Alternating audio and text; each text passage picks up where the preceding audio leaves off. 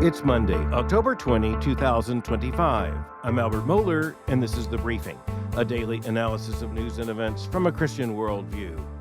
Higher education is in turmoil, no great news there, but what we learn day by day is that the virus that has been basically spreading through higher academia, particularly the elite levels, is now filtering down to lower levels as well.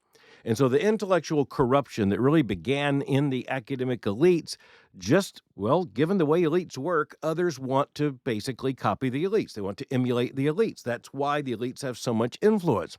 And so what kind of academic nonsense goes on at Harvard, Stanford, Yale? Pretty soon it's showing up elsewhere. And the same thing's true across the Atlantic Ocean, where when you look at, say, the United Kingdom, Great Britain, the reality is that you have the elite institutions, Oxbridge, as they're often referred to, most importantly, Oxford and Cambridge, and then the other institutions basically follow their lead. It's also true that in some of these situations, you have all kinds of developments that take place in which you just have academics trying to make a name for themselves by reaching out with some form of modern critical theory or some kind of academic nonsense, indeed to gain a reputation. And I'll just say this, they deserve a reputation. It's just not a reputation that anyone should want to emulate. I want to make reference here to a major article that appeared in The Telegraph, very influential London newspaper. In this case, the article is by Judith Woods, and the headline is this: a degree used to mean something. Now students are taught to decolonize Tolkien. All right. The subhead of the article: from Taylor Swift studies to a woke analysis of Lord of the Rings, complete guff, that means nonsense, is being passed off as education. All right, so we're not particularly surprised by nonsense in higher education, but it would be, I think, very interesting to many people on both sides of the Atlantic to know that elite universities and academic institutions are basically places where the inheritance of Western civilization is invisible or openly critiqued and denied, or it is just put away as something no longer of great interest, and modern critical studies of popular culture, the current fads of the day, they take over everything.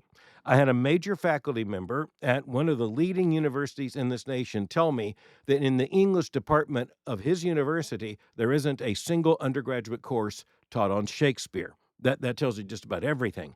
That's not just an evasion of Western civilization. That is an attempt to subvert it by forgetting it.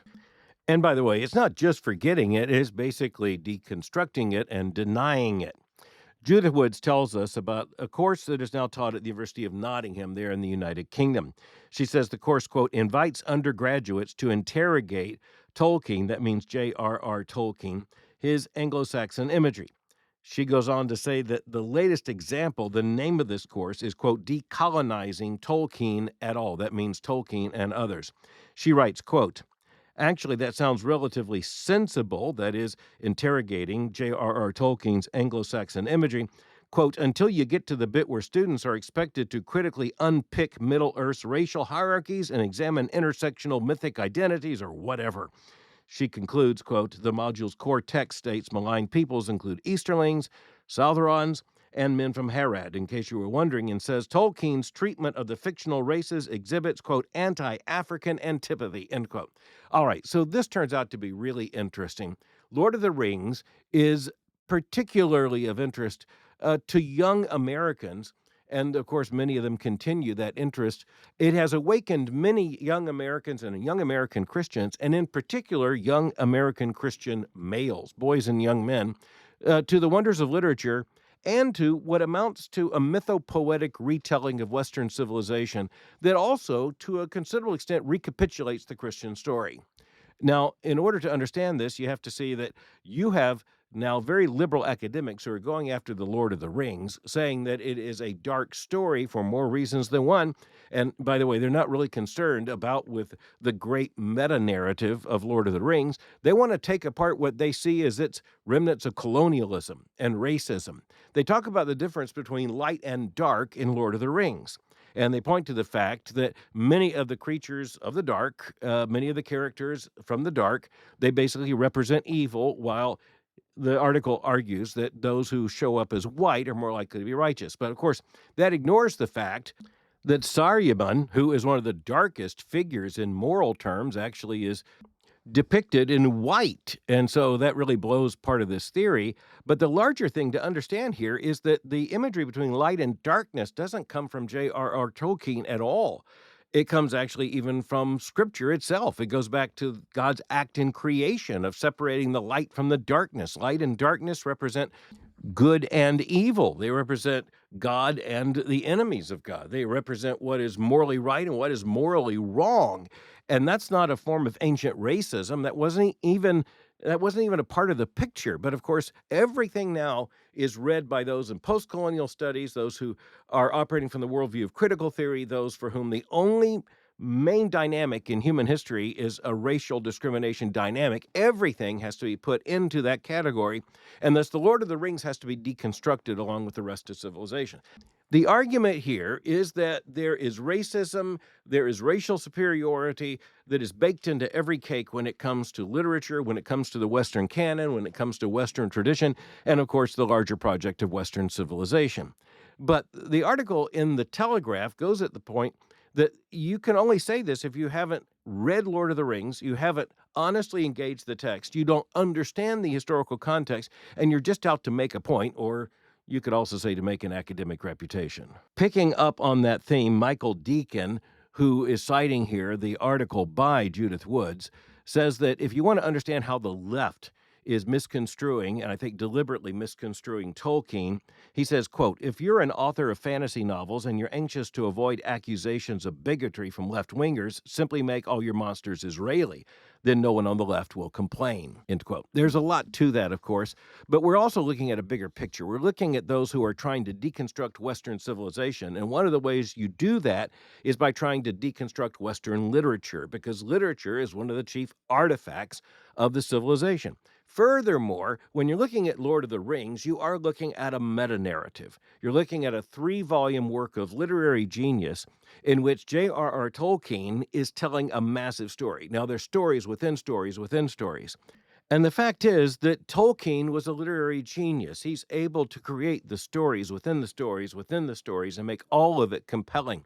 You're also looking at a phenomenal scholar of ancient history and ancient literature, particularly that of Northern Europe. And of that particular realm. And he was a master of the languages as well, to an extent that almost no one in his generation was.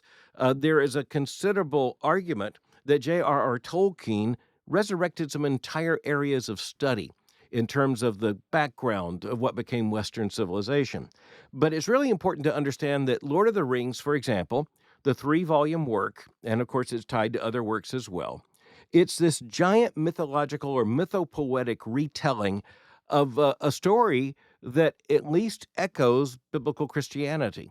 It is also a massive narrative in which light and darkness play very important roles, and those roles aren't racist. Genesis isn't racist, and the Lord God Almighty isn't racist when his act of creation is described at one point, of course, as the separation of the light from the darkness. The Old Testament isn't racist when it speaks of sin and evil as dark. Jesus isn't racist when he discusses and makes very clear the difference between the children of light and the children of darkness. Nor are the Gospels racist when, for example, we are told that when Jesus was born, light has come into the world. There are more than echoes, of course, of all of that in The Lord of the Rings and in the entirety of J.R.R. Tolkien's work. It's also important to understand that his biography is a part of this as well. You're talking about a man who was orphaned as a very young boy, who had some very, very deep pain in his life. You're talking about someone who was brilliant, but it took time for that brilliance to emerge, and someone who was self-taught in some ways. In other ways, of course, he had a prestigious university education, but the point is he made himself into a scholar. He basically recovered a good deal of just an understanding of Northern Europe's languages and its mythologies and all the rest. He was also a literary genius. The Lord of the Rings, you can go and you can see the map on which he gave the entire landscape of the meta-narrative, in which he talked about the habitation of this group and that group, and how he kept everything straight with the genius of a mind that, quite frankly, was able to resuscitate languages and was also able to tell a story on a scale that is basically unprecedented in the 20th century.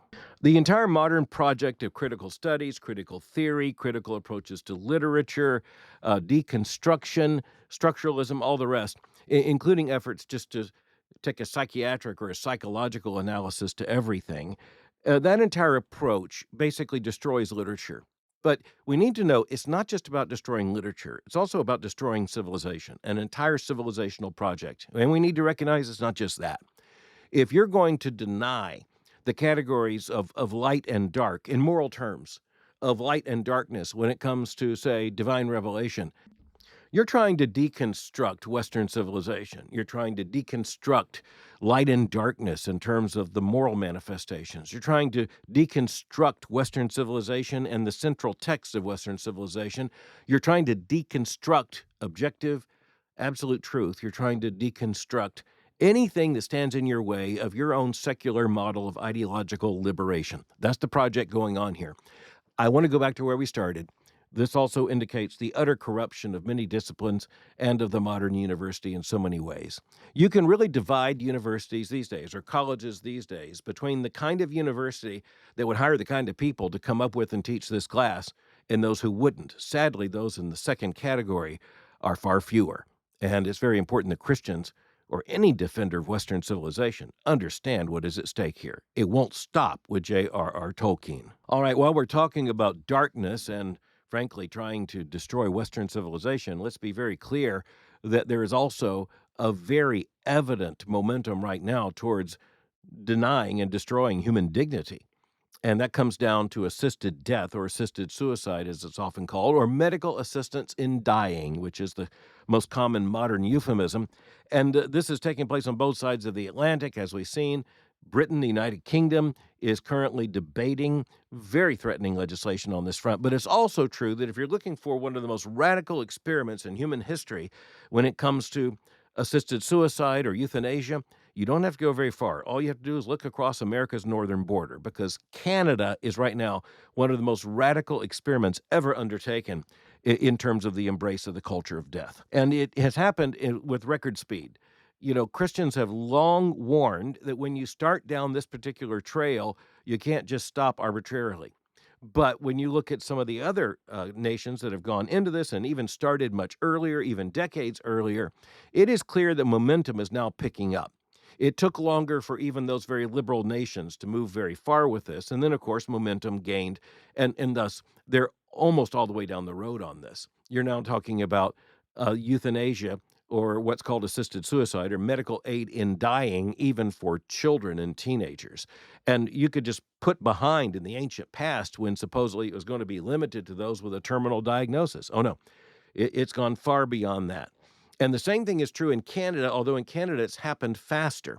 I have discussed on the briefing that brilliant cover story in The Atlantic, not a conservative magazine, but The Atlantic ran this cover story with the headline, "Canada is Killing Itself." I think you can probably make the connection between the first story of our consideration today and this one.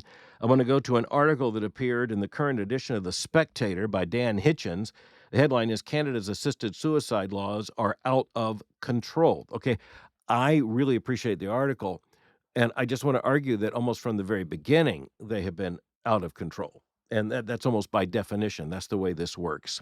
All right, Hitchens writes, quote, "Death somehow seems like the wrong word, so Canada's euthanasia doctors have adopted other terms for what they offer. Each lethal injection is called a provision. Stephanie Green," he writes, "a Vancouver Island doctor who used to work in maternity services, prefers delivery," end quote. So did you hear that? We're talking about killing a human being. And that is now defined as a provision, or as this former maternity doctor says, a delivery. Hitchens goes on to say, quote, "Since Canada's parliament introduced euthanasia in 2016, let's just stop, less than a decade ago, quote, a new vocabulary has arisen. Those with a terminal illness whose death is reasonably foreseeable are track one. Those who have no such diagnosis but qualify through grievous and irremediable conditions are track two. And assisted suicide has become not merely assisted dying, but medical assistance in dying, which, as he says, quote, some patients understandably believe means palliative care as opposed to lethal injection, and which is universally referred to with a jarring and faintly macabre acronym, If you want to die, you ask for MAID, end quote. Let's remind ourselves that's medical assistance in dying. Let's just remind ourselves that means some form of suicide. And it's coming with state sanction. It's even coming with state provision in some cases. Dan Hitchens goes on to say that it appears that in Canada, the nation has, quote, sleepwalked into a moral maze with no exit in which euthanasia becomes a solution for its social problems. And by that, he means the homeless, the depressed, the poor, the chronically ill, quote, those let down by the system or stuck in long waiting lists, all are at risk of finding themselves on track one or track two, end quote. Now, I think some people reading this article or hearing about it would think this is an exaggeration. I assure you it is not. If anything, it's very hard to keep up with the situation as it deteriorates in Canada. You write an article or you talk about it on the briefing, and the next thing you know, just days later, another significant jump has already taken place. The numbers are amazing. In Canada right now, 1 in 20 deaths comes by some form of euthanasia. That's 1 out of 20. Now, when you have movement towards the legalization of euthanasia or physician-assisted suicide, whatever you want to call it, and euphemism is the order of the day. The culture of death always lies about what it is.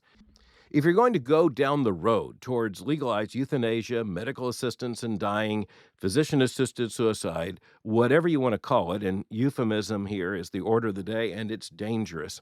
But if you want to start down that road, you don't start with the voluntary euthanasia of children who don't even have a terminal diagnosis. No, you start with people who are, we are assured, at the very end of their lives. They're looking at intractable suffering in the last months of their lives with a terminal diagnosis. And then you say, well, psychological suffering is a form of suffering, so we need to include that too. It's no longer a terminal diagnosis that leads to death. And then you make the argument that individuals have the right in this era of personal autonomy have the right to define when they think they should live and when they think they should die. And who are we to judge and say that assisted death is morally wrong? And then you have people, we know this right now, that Atlantic cover story and this article by Dan Hitchens, published at the Spectator, both make the point that there is an economic pressure upon persons, regardless of their diagnosis, just to get out of the way before they cost too much. Hitchens also helps to underline the fact that there are many people who are looking to the state for help, and the state offers instead assisted suicide. Hitchens, in a very descriptive way, indicates the moral equation going on here when persons are basically told they need to get out of the way. He talks about the logic here, which includes not only physical ailments, but mental illness and sometimes just growing old. He cites a writer on Substack named Rose Liddon, and she has offered what he describes as a remarkably candid polemic against the proposal in the UK and Britain concerning assisted suicide. I want to read you this section, quote, relating her long history of mental illness, she wrote, quote, when you're deep in it, it's very hard to argue against suicidal logic. The pros seem to vastly outnumber the cons. Living through each day is unbearably painful, and you can see the pain and material damage you inflict on those who care for you. You're a drain on state resources. The National Health Service has nothing to offer and considers you a nuisance who'd probably be better off dead. You lack the skills even to get dressed or to feed yourself, let alone change anything about your state of life. Loss of income and housing happens easily, and it feels like nothing can stop the decline. It's very difficult to feel hope or to attribute any value to your continued existence, which seems a net negative on every level. She concludes with this sentence, quote, the only defense against going through with suicide is it's not being on the table to start with, end quote.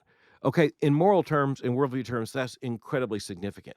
When you put voluntary death on the table, you're not just arguing that it ought to be available under certain circumstances. Before long, the society, loudly or softly, is saying you ought to get out of the way. And here's one way to do it.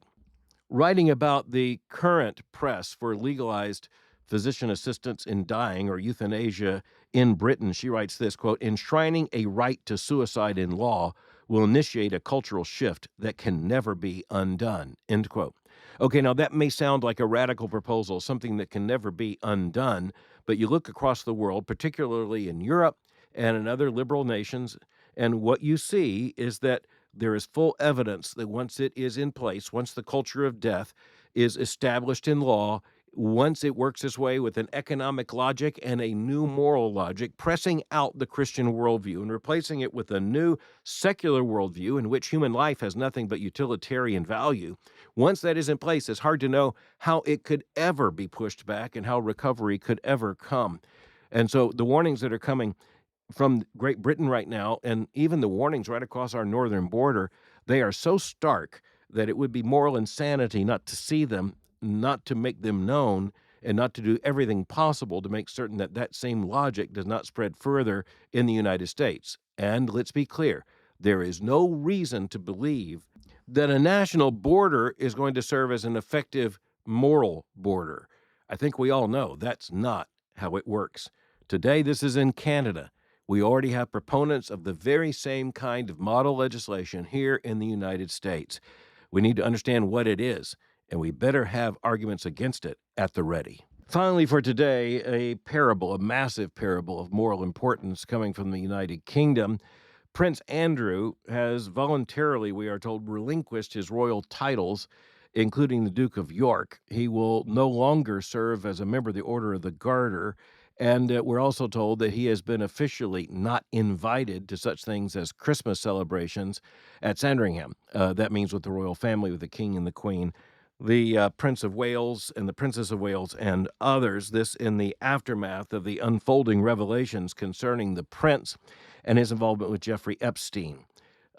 Child prostitution, all kinds of things, just absolutely horrifying. Recent developments made very clear that the prince lied about his background and about how long he'd been involved with Jeffrey Epstein. You also had the revelation of one of the women at the center of this tragedy committing suicide after having made very serious allegations against the prince. The moral equation is this: Buckingham Palace, which is to say the monarchy, came to the conclusion that Prince Andrew simply had to go. Of course, there's some problems here. The big problem is his title prince doesn't come by any kind of government warrant. It comes by heredity. He is the direct descendant, the son of a sovereign, in this case, Queen Elizabeth II. And yet we are talking about a moral parable, and we need to kind of take it apart for a moment. Because obviously we're talking about sin in one of its most horrifying forms, represented by child sex abuse, prostitution, sex parties, all the rest. Jeffrey Epstein buying his way into corridors of power that wouldn't seem to be possible for someone of his background. But there's some fascinating things that go on here. One of the things is the fact that monarchy is available at retail, at least to some extent. You can buy class, you can buy social standing by somehow gaining financial influence with a royal family. And in this case, you're looking at the second-born son of the Queen, who is the Duke of York, and that title goes back to the 14th century. It's a massively old title. Mark Landler of the New York Times reports it this way, quote, "Losing the Duke of York title is a particularly bitter blow, royal watchers say, because it dates back to the 14th century and is traditionally bestowed on the second son of monarchs. It has also been Andrew's primary calling card in the restless life he has pursued since his glamorous youth as a war hero and eligible bachelor." Now, Daniel Boorstin, a former librarian of Congress in the United States, referred to a new phenomenon in the modern age of people who are, quote, famous for being famous, end quote. That's the cult of celebrity. But when you look at monarchy, that's one of the oldest cults of celebrity in world history. You don't have to have the modern age to have the kind of moral parables that tend to surround thrones and those who are the descendants and the relatives of monarchs. When you're talking about Prince Andrew, you're talking about someone who has led a remarkably privileged life. Let's just say, if anything, that's an understatement. It stretches even the understatement of understatement. He's had an incredibly privileged life, but he has given himself to all kinds of moral scandals. This isn't the first. Moral scandals concerning selling his name, selling his reputation, even to foreign authorities and foreign interests, being involved even with people who are suspected of being spies for regimes such as Communist China. He has been involved in scandals related to his role as kind of an ambassador for the United Kingdom, trying to build business connections. Turned out, it at least appears he was building those business connections, but for himself rather than for Britain. There isn't a real job description for someone who's the Duke of York, but the expectation is moral rectitude, and that's where I really want us to think as Christians. If you're going to have a monarchy, what would be the justification for monarchy? And of course, there are biblical roots for this. And even the British monarchy, by the way, when it comes to the ceremony of crowning a king, when it comes to a coronation ceremony there in Westminster Abbey, one of the main refrains, one of the main themes comes from the Old Testament and from Old Testament kings, claiming even a continuity of those kings. But of course, when you mention Old Testament kings, you're mentioning good kings and evil kings. You're really talking, to go back to where we began, about kings of light and kings of darkness. And you are looking at the fact that the only excuse for monarchy in the modern age is to set an example, to be a unifying figure within the society, to set a model for emulation, and for that matter, to represent the civilization for what it is. Well, there are limits to just how clearly any one person can do it. But you know what? The rules really don't allow for someone to be involved in the horrible things Prince Andrew has been involved with, that scale of grotesque immorality, and have any plausibility to claim you're acting on behalf of the nation. Rather than being a model of moral rectitude, you become a parable of absolute moral collapse. And this points to the importance of moral credibility and to the transience, the vulnerability, the fragility of moral integrity and moral reputation. But here's something that is deeply biblical. Once you destroy it, it is virtually impossible to get it back. It is a priceless commodity. Prince Andrew has destroyed it, and frankly, he's destroyed the reputations of so many others around him. And you understand that this is now coming with grave consequences. But the consequences that Prince Andrew and all of us should fear, they're not the consequences of losing a royal title in this age. It's the consequences of facing God as judge in the next.